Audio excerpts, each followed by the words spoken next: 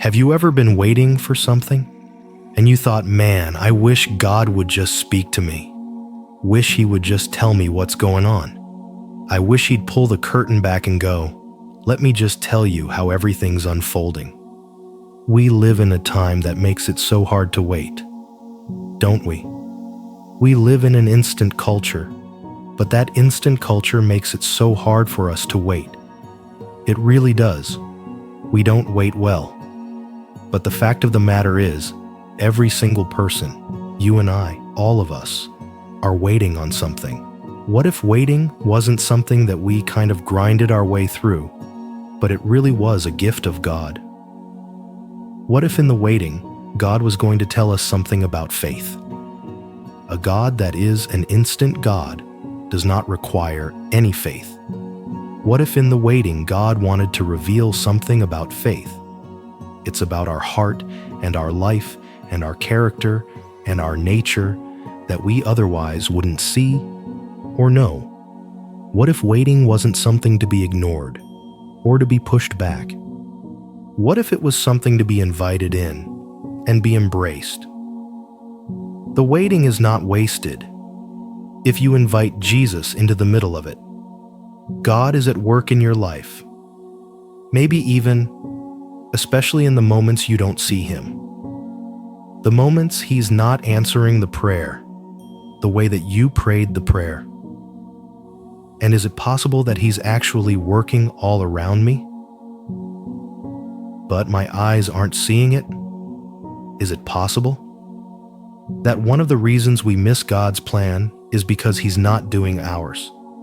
You need to know that it's absolutely normal for God to be doing great things when it looks like He's doing nothing.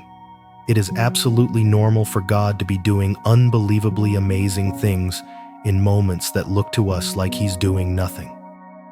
God works in our life and says, okay, I'm going to do this. And sometimes it looks good, and sometimes it looks bad, but I'm going to do that. You're not going to know where this is going to go.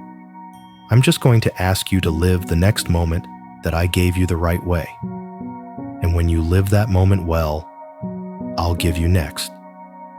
And then I'll give you a next. But you're not going to know where this is going to end up. Which means there's moments when I'm living in a moment that I'm going, God, this is unfair and it's wrong. And I don't see you working. And just because God hasn't told you the plan doesn't mean He's not working the plan. Most of us here would say, I trust God. Most of us here would say, I trust His plan. I believe that He has my best interest in mind. The hard part is, can we trust His timing? Patience and the ability to wait on God suggests that we trust His timing. That's why waiting on God is hard. But you know what's worse than waiting on God? Wishing that you waited on God. However long you have to wait, it will be worth it because God's timing is perfect. See, we understand timing when it comes to other things in this life. You put cookies in the oven, and they're supposed to take 20 minutes, and you take them out after 5, they're not ready yet. But when we can't see God working, we grow impatient. We take matters into our own hands, and we make a mess because we can't see what He's doing. He's up to something. We just can't see it. So while we wait, we can either make things worse by taking matters into our own hands, or we can allow the wait to build our character. We can allow the wait to grow fruit. We can allow the wait to remind us that He's good. And not only is He good, but that He's trustworthy and that His timing is best. Quick success builds your ego. God knows exactly what He's doing, and He is pacing you to be able to safely handle the blessing that He's about to bring you into.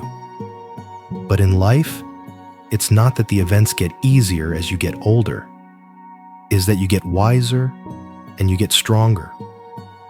I mean, when you work out in the gym, if you've been lifting a certain weight, it'll feel like the weight has gotten easier now.